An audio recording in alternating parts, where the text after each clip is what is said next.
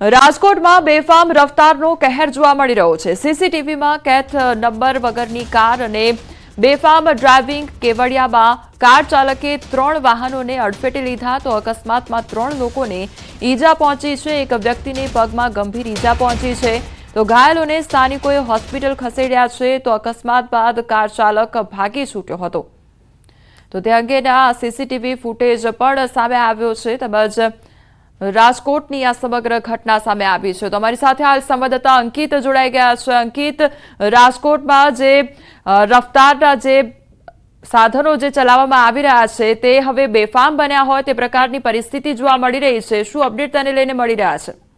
ચોક્કસ, ખાસ કરીને જે બનાવ સામે આવ્યો છે આ બનાવ રાજકોટ શહેરના ભક્તિનગર પોલીસ સ્ટેશન વિસ્તારમાં આવતા કેવડાવાડી વિસ્તારની અંદર બન્યો હોવાનું છે તે સામે આવ્યું છે।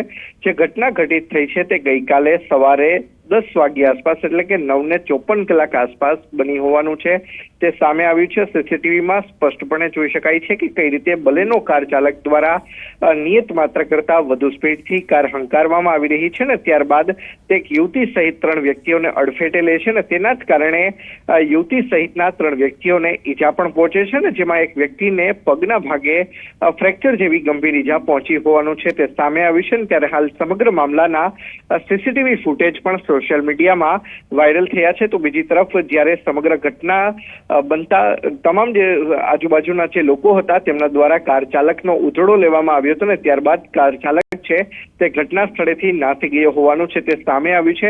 ત્યારે સમગ્ર મામલે ભક્તિનગર પોલીસ દ્વારા જે બલેનો જે કાર છે કે જે નંબર પ્લેટ વગરની હતી તેની હાલ અત્યારે શોધખોળ છે, સાથોસાથ જે કાર ચાલક છે તેની પણ શોધખોળ હાલ શરૂ કરવામાં આવી છે।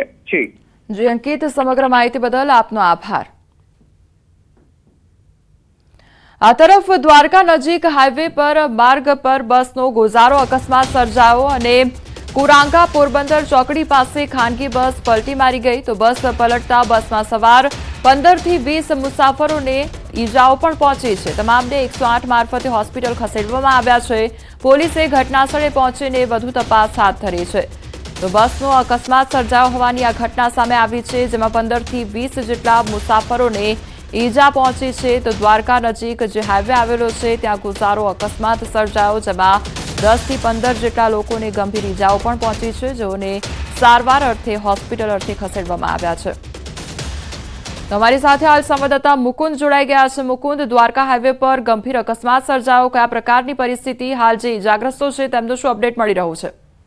જી, વાત કરવામાં આવે તો અમદાવાદથી દ્વારકા દર્શનાર્થે જતી એક પ્રવાસીઓની જે બસ હતી તે બસ છે તે દ્વારકા નજીક કુરંગા પોરબંદર ચોકડી આવેલી છે ત્યાં અચાનક પલટી મારી જે હતી ડ્રાઈવરે સ્ટેરિંગ પરનો કાબુ ગુમાવતા આ બસ પલટી મારી હોવાની જાણકારી મળી છે। ત્યારે બસમાં સવાર કુલ 15 થી 20 જેટલા મુસાફરો હતા તે મુસાફરોને સામાન્ય ઈજા પહોંચી છે। સદનસીબે આ અકસ્માતમાં કોઈ જાનહાનિ નથી થઈ પરંતુ 15 થી 20 જેટલા લોકો છે તે ઈજાગ્રસ્ત થયા હતા અને તેમને 108 મારફત દ્વારકાની સરકારી હોસ્પિટલમાં સારવાર માટે ખસેડ્યા છે।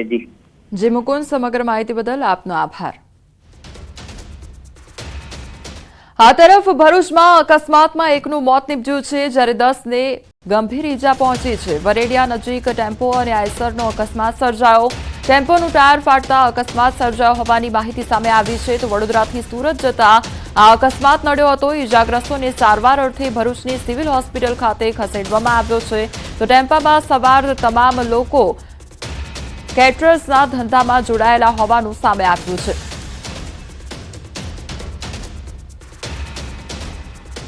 દારૂ રાખવાનો નવો કિમિયો ભુજ એલસીબીએ પકડ્યો છે। માંડવીના મકડા ગામની સીમમાં ખાડામાં ટાંકી રાખી આ દારૂનો જથ્થો રાખવામાં આવ્યો હતો તો વાકલ માતાજીના મંદિર પાછળ દારૂનો જથ્થો રાખવામાં આવ્યો હતો। પોલીસે ખાડામાં રાખેલ દારૂનો જથ્થો જપ્ત કર્યો તો 39.484 નો દારૂનો જે જથ્થો હતો તે જપ્ત કરવામાં આવ્યો છે તો નામચીન બુટલેગર જટુભા જાડેજાનું નામ સામે આવ્યું છે।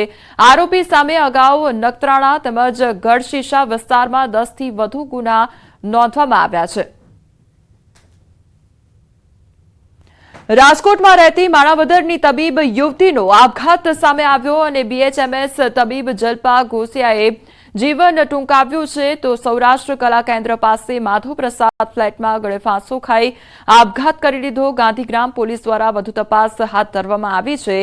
મૃતદેહને ફોરેન્સિક પોસ્ટમોર્ટમ માટે મોકલવામાં આવ્યો છે.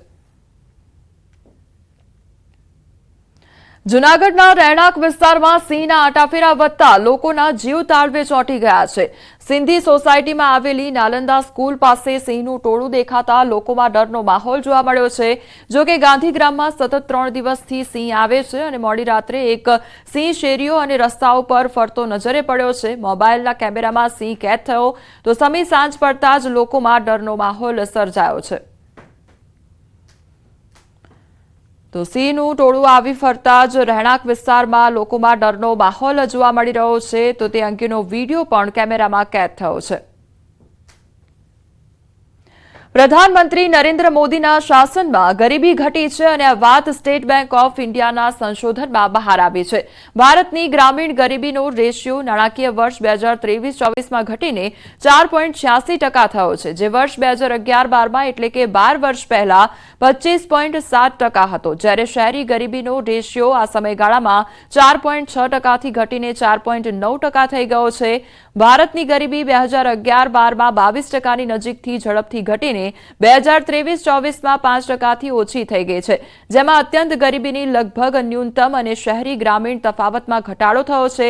સ્ટેટ બેંક ઓફ ઇન્ડિયાના સંશોધકોએ આ જણાવ્યું છે. સમાચારોમાં આગળ વધીએ તે પહેલા રોકાઈશું એક બ્રેક માટે.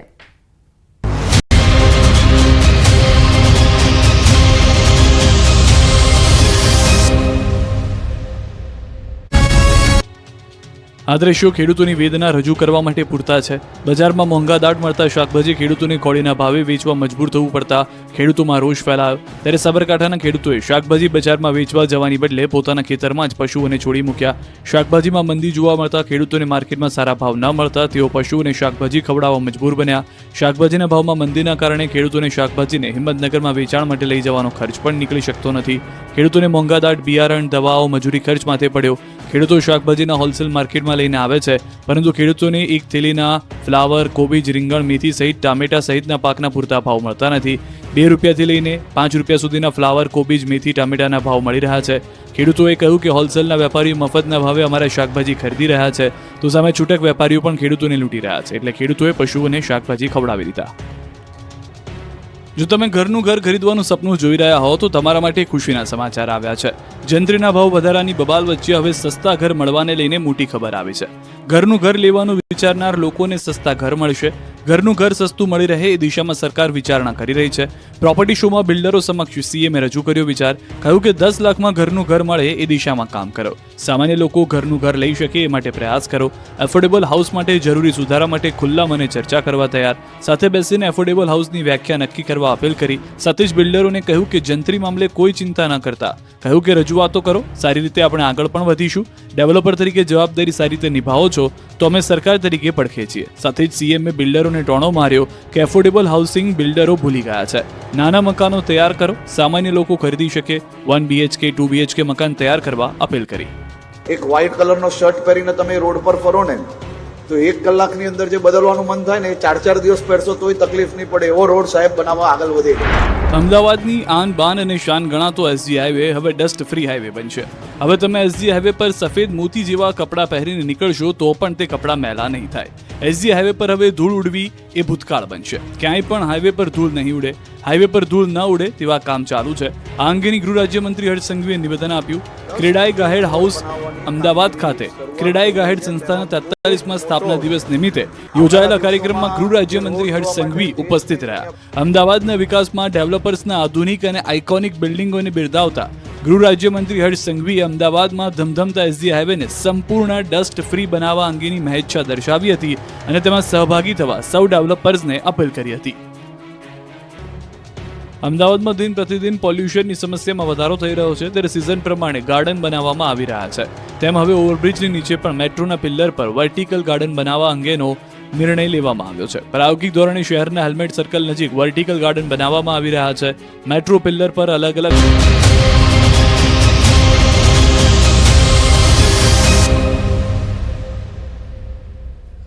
બ્રેક બાદ આપનું સ્વાગત છે। સમાચારમાં આગળ વધીએ તો સુરત જિલ્લાના કામરેજ તાલુકાના વિહાણ ગ્રામ પંચાયતના મહિલા સરપંચ સામે ફરિયાદ નોંધાઈ છે।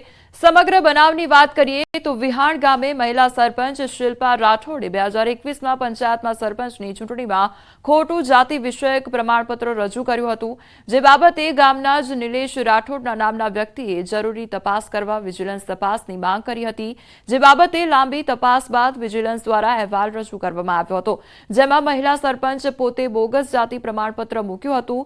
શિલ્પાબેને ખોટા દસ્તાવેજો એકઠા કરી ગુજરાત અનુસૂચિત આદિજાતિનું પ્રમાણપત્ર ચૂંટણીમાં રજૂ કર્યું હતું અને ગ્રામ પંચાયતની ચૂંટણી લડી સરપંચ બની ગયા હતા, જેને લઈ સરપંચને હોદ્દા પરથી દૂર કરવામાં આવ્યા છે। તેમજ સરકાર સાથે છેતરપિંડી કરવાને લઈને તાલુકા વિકાસ અધિકારીએ કામરેજ પોલીસ મથકે ફરિયાદ પણ નોંધાવી છે।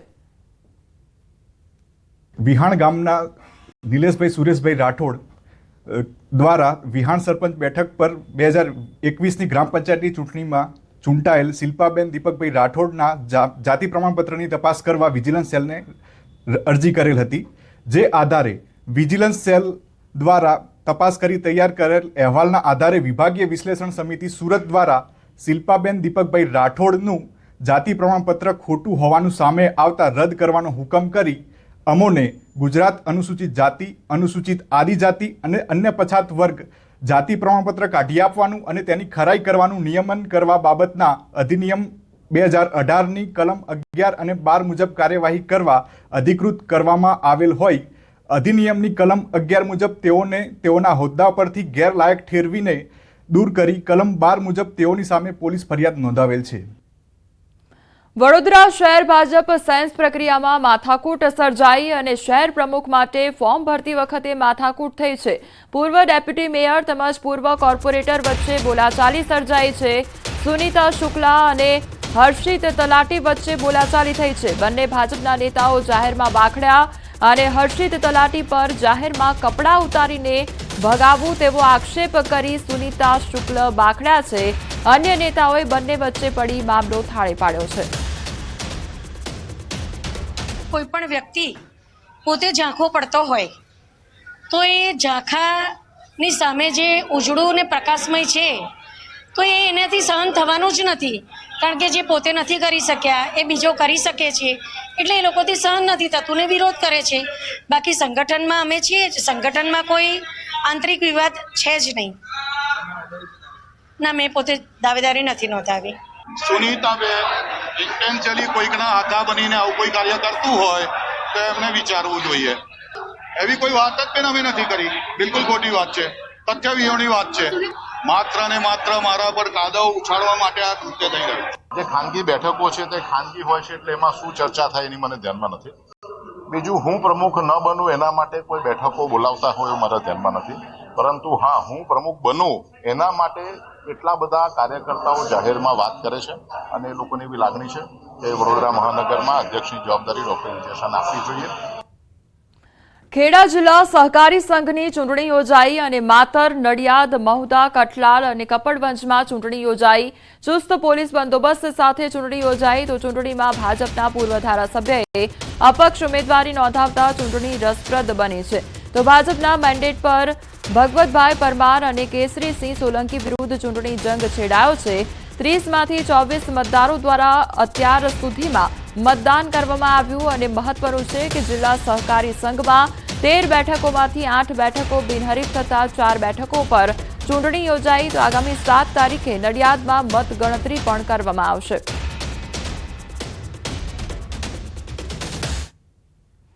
આધાર કાર્ડ કઢાવવા લાઇનોમાં ઊભું રહેવું પડે છે અને કલાકો સુધી રાહ જોવી પડે છે। આ તકનો લાભ લઈ એક શખ્સે પૈસા કમાવા કાવતરું રચ્યું। મોરબીમાં પોસ્ટમેન અને એક પોતાની જાતને એડવોકેટ અને કાયદાનો સલાહકાર જણાવતા ઈસમે મળી આધાર કાર્ડ અપડેટ કરવાના 1000થી લઈને 3000 રૂપિયા વસૂલ કરતા હતા। મોરબીમાં સુપરમાર્કેટમાં ઓનેસ્ટ ઓનલાઈન સેન્ટરની દુકાનમાં બનાવટી આધાર કાર્ડ બનાવી તેનો ખરા તરીકે ઉપયોગ કરતા એક પોસ્ટમેન તથા ઓનલાઈન સેન્ટરના માલિક સહિત બંને ભેજાબાજોની મોરબી સિટી એ ડિવિઝન પોલીસે અટકાયત કરી તેની સામે છેતરપિંડી તથા આઈટી એક્ટ હેઠળ ગુનો નોંધી આગળની ઊંડાણપૂર્વક તપાસ હાથ ધરી છે। સરકારી ફી માત્ર 50 થી 100 રૂપિયા છે અને આ બંને ઇસમો ગ્રાહકની સ્થિતિ અને તેની ઉતાવળને જોઈને એ પ્રમાણે ચાર્જ વસૂલ કરતા હતા. હાલ આ બંને ઇસમોની પોલીસે ધરપકડ કરી છે અને અત્યાર સુધીમાં કેટલા આધાર કાર્ડમાં સુધારો કરી આપ્યો, આ રીતે રૂપિયા વસૂલ કર્યા છે તે દિશામાં ઊંડાણપૂર્વક તપાસ હાથ ધરવામાં આવી છે. છેલ્લી 21 તારીખ 21/12 કલેક્ટર ઓફિસમાંથી એવી સૂચના મળી કે પ્રાઇવેટ સેન્ટર દ્વારા મોરબીમાં અમુક લોકોના આધાર કાર્ડ વધારે પૈસા લઈને બનાવવામાં આવે છે અને એમાં જે કંઈ કીટ વપરાય છે ને એમાં પોસ્ટ ઓફિસની કીટનો ઉપયોગ થયેલ છે એવું એ લોકોને જાણવા મળેલ હતું. તો એ બાબતે એ લોકોએ અમને સૂચન કર્યું કે તપાસ કરાવી અને હાલ સમાચારોમાં બસ આટલું જ.